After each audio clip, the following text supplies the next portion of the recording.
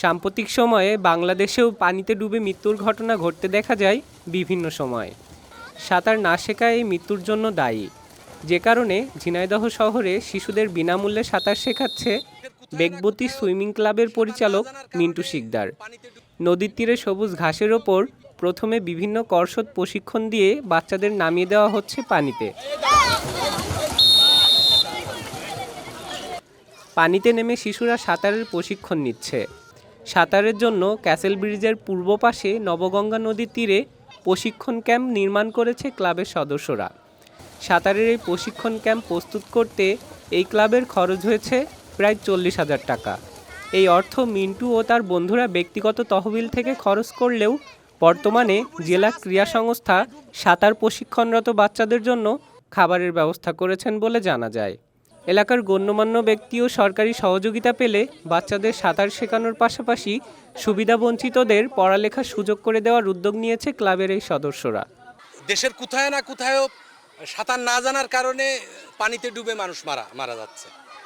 ইউনিভার্সিটিতে পড়ে, কলেজে পড়ে, ইউনিভার্সিটি থেকে পিকনিকে যে বন্ধুদের সাথে নৌকায় ঘুরতে যে ইয়ারকি ফাজলামি করতে করতে নৌকা ডুবে যায়, যারা সাঁতার পারে না তারা ডুবে মারা যায়। তো আমাদের মূল উদ্দেশ্য হচ্ছে সাঁতার শেখানো। আর যারা অবহেলিত পথশিশু এখানে যারা সাঁতার শিখতেছে, এদের অধিকাংশই হচ্ছে খুবই হতো দরিদ্র। এদের বাবা কেউ রিক্সা চালায়, কেউ চায়ের দোকানে কাজ করে, কেউ ভাঙড়ির দোকানে কাজ করে, এবং বিভিন্ন হতদরিদ্র পরিবারের ছেলে মেয়ে। আমাদের মূল উদ্দেশ্য হচ্ছে সামাজিক কল্যাণে কাজ করা। আমাদের স্থানীয় যে বন্ধুবান্ধব আমরা আছি, এখানে অল্প কিছু আছে, আর আরও প্রায় 40-50 জন বন্ধুবান্ধব আমরা আছি, সবাই মিলে এই খরচ আমরাই করতেছি। এখন আমাদের আসলে একটু সহযোগিতা দরকার।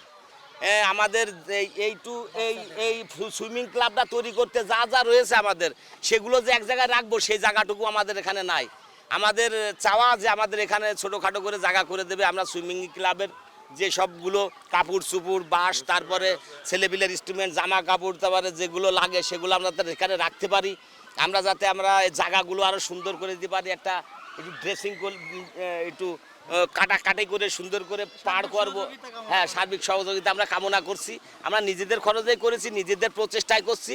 আমাদের পাশে এখন আমরা দাঁড় করিয়ে দিয়েছি। সরকার বা জনগণ বা প্রতিনিধিরা যদি আমাদের পাশে আসে তাহলে আমরা সাকসেসফুল।